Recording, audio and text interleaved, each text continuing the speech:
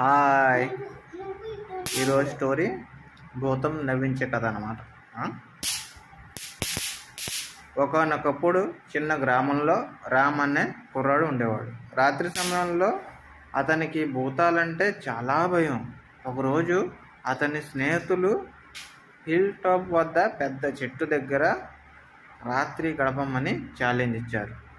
రామ్ భయపడ్డాడు, కానీ నేను హీరోనే అని గర్వంగా ఒప్పుకున్నాడు. రాత్రి అయ్యాక టార్చ్ పట్టుకుని చెట్టు దగ్గరికి వెళ్ళాడు. గాలులు చాలా పెద్దగా వేస్తున్నాయి, ఆకులు శబ్దాలు చేస్తున్నాయి. చీకటి మరింత గాఢంగా మారింది. రామ్ గుండెల్లో దిడదిడ అంట మంట నిలబడ్డాది.